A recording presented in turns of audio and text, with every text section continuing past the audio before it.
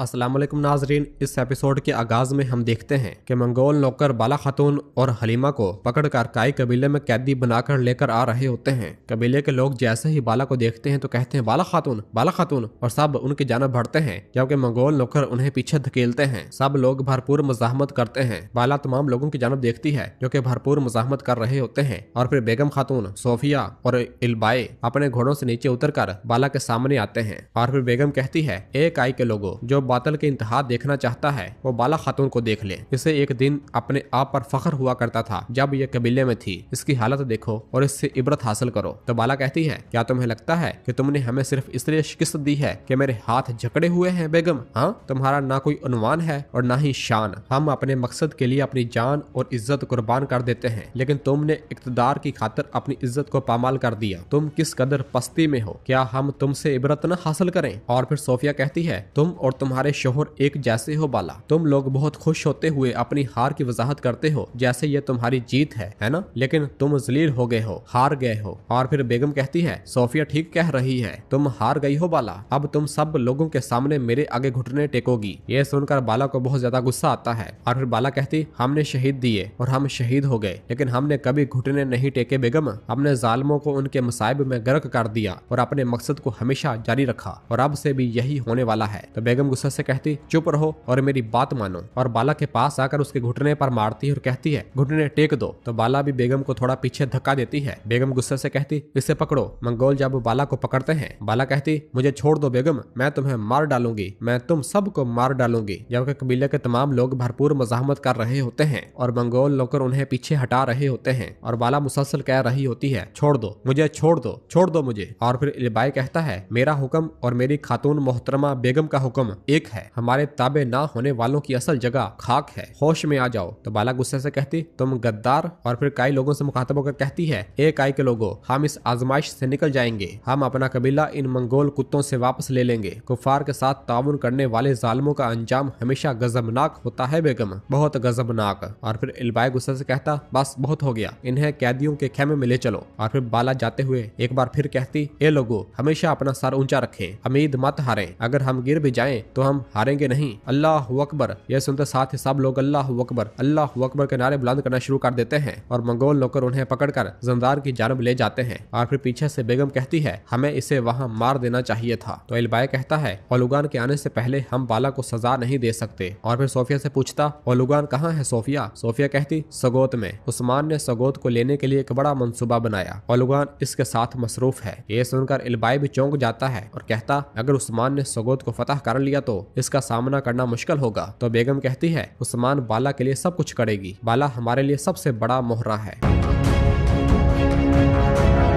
और फिर इधर जंदान में जरकुताई और गाजी भी जब बाहर लोगों की आवाजें सुनता है तो जरकुताई कहता, इन कुत्तों ने अब बाला खातून को कैद कर लिया है। गाजी कहता, पहले हम और अब बाला खातून। और फिर जरकुताई परेशान होते हुए एक जानब बैठ जाता है। गाजी उससे कहता, बाबा क्या आप ठीक हैं? जरकुताई कहता, मैं ठीक हूँ मेरे शेर, मैं ठीक हूँ। गाजी कहता है, बाबा हमें कुछ करना चाहिए और मेरा चचा अलतुगा ने जो वादा किया वो भी खत्म हो जाएगा। जरकुताई कहता, हम करेंगे, लेकिन जो भी हो जाए हम इन्हें नहीं बताएंगे कि उस्मान साहब कहाँ हैं। हम इन्हें नहीं बताएंगे कि उस्मान साहब कहाँ हैं, ठीक है बेटा? मैं इन्हें तुमको कभी हाथ नहीं लगाने दूंगा। मैं मार भी जाऊं तो तुम्हें तुम्हारी माँ से मलवाऊंगा। गाजी कहता, ऐसा कुछ नहीं होगा जरकुताई साहब, मैंने अपना पूरा बचपन आपके बगैर गुजारा है, अभी तो आप मेरी शादी करवाएंगे। तो गाजी कहता, मैं तुम्हारी शादी करवाऊंगा। और फिर गाजी कहता है, माजी में हजूर ने इन सलाखों को बहुत मजबूत बनाया था। हजूर के तमाम काम बुनियादी तौर पर ठोस हैं, अगर वो इसे थोड़ा ढीला कर देते तो क्या होता, हम इसे तोड़कर बाहर निकल जाते। ये सुनकर जरकुताई हंसने लग जाता है और कहता है, गाजी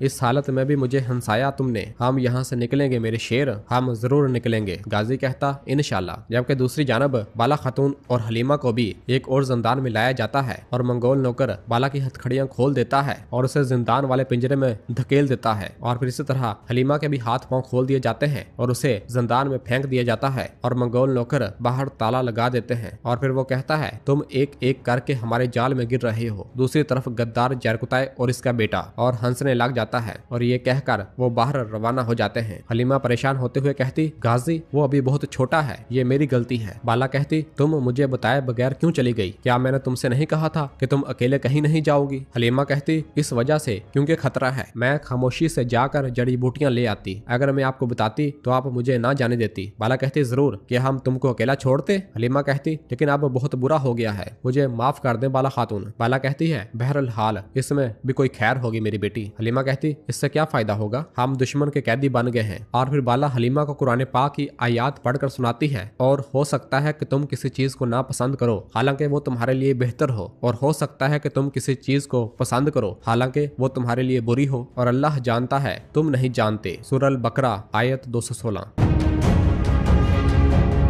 जबकि दूसरी जानब सगोत में उस्मान साहब सराय से बाहर निकल आते हैं और कहते हैं, इंतकाम लेने का वक्त आ गया है, और सब अपनी तलवारें लहराते हुए बाहर आ जाते हैं। जबकि दूसरी जानब आम लोग भी अपने हाथों में हथौड़े और मुख्तलिफ किस्म के औजार उठाए बाहर निकल आते हैं, और सब अल्लाह अकबर पुकारते हुए उस्मान साहब का साथ देने के लिए आ जाते हैं। और फिर इधर मंगोल नौकर मजीद आ जाते हैं और उस्मान साहब उनसे लड़ने लग जाते हैं, और फिर वहाँ पर एक जबरदस्त जंग का आगाज होता है। हर तरफ लड़ाई ही लड़ाई होती है, हर कोई मंगोलों को जहन्नम वासिल करने में बढ़ चढ़कर हिस्सा ले रहा होता है, हर कोई अपनी जंगी महारतें दिखा रहा होता है और बहादुरी के साथ उनका मुकाबला कर रहा होता है। बुरहान कहता, इन पर तरस न खाओ, किसी पर भी तरस न खाओ। अलाउद्दीन भी कईयों को मौत के घाट उतारता ही चला जाता है, और इस तरह आम लोग भी भरपूर अंदाज में बढ़ चढ़कर हिस्सा ले रहे होते हैं। और फिर उस्मान साहब मंगोलों को जहन्नम वासिल करते हुए कहते हैं, अगर किसी रियासत के ऐसे लोग हों तो वो कभी शिकस्त नहीं खा सकते। पूरा सगोत मैदान जंग में बदल चुका होता है, हर तरफ मंगोलों को जहन्नम वासिल किया जा रहा होता है और सबको मौत के घाट उतारा जा रहा होता है। और फिर इसके बाद उस्मान साहब सरोजा से कहते हैं, सरोजा हमारा शानदार परचम बुलंद करो। यह सुनते साथ ही सरोजा परचम निकाल लेता है और झंडे को देखते हुए कहता, कुछ देर सब्र करो, तुम्हारा जहां से ताल्लुक है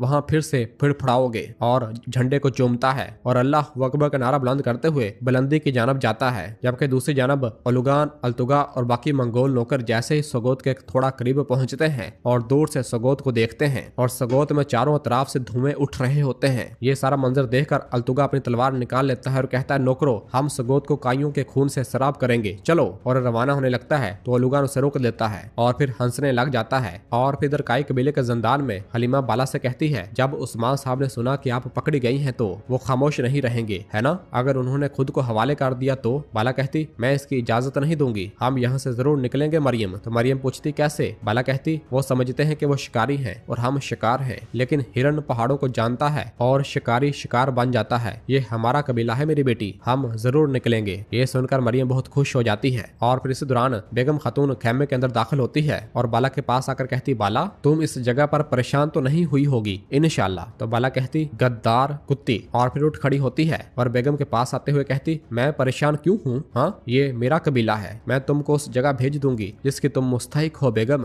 तो बेगम हंसते हुए कहती, तुम मुझे मेरी ताकत से महरूम नहीं कर सकती बाला। देखो, लोग, खेमा, कबीला, अब ये सब मेरा है और तुम मेरी कैदी हो। तो बाला कहती, चलो आओ, क्या तुम डरती हो? ये जगह अब तुम्हारा कबीला है, तुम्हारा जख्म गहरा है ना बेगम? मैं अपना कबीला, अपना खेमा और अपने तमाम लोगों को वापस ले लूंगी, लेकिन एक चीज है जो तुम मुझसे छीन नहीं सकती। ये सुनकर बेगम को बहुत ज्यादा गुस्सा आ रहा होता है और बाला मुस्कुराते हुए वापस मुड़ जाती है। और फिर बेगम अपने गुस्से को काबू में ना करते हुए जिंदान का ताला खोल देती है और जिंदान के अंदर दाखिल हो जाती है। बाला कहती, तुम मेरे हजूर, मेरी मोहब्बत और इसके दिल में मेरी जगह कभी नहीं ले सकती बेगम, कभी नहीं। यह सुनते साथ ही बेगम अपना खंजर निकालती है और बाला पर हल्ला बोल देती है। बाला उसका बाजू पकड़ लेती है और फिर उसको गर्दन से दबोच लेती है और कहती, क्या तुम गुस्सा हो गई हो बेगम? हाँ। और फिर बाला अपनी पूरी कुव्वत के साथ उसी का खंजर मोड़कर उसी की जानब कर देती है और उसकी गर्दन पर तान लेती है। और फिर बेगम अपने आप को छुड़वाने के लिए कोशिश करती है तो बाला उसे एक जोरदार थप्पड़ मारती है और बेगम जमीन पर गिर जाती है। बाला कहती, यह थप्पड़ तुम्हारे लिए नहीं है, मेरे लोगों पर किए जाने वाले जुल्म के लिए है। और फिर बेगम जैसे उठने लगती है तो बाला एक बार फिर अपनी टांग से उसे जमीन पर गिरा देती है और बेगम बेहोश हो जाती है। और फिर बाला हलीमा से कहती, चलो हम जरकुताय को देखेंगे। और फिर बाला और हलीमा जिंदान से बाहर आ जाती हैं।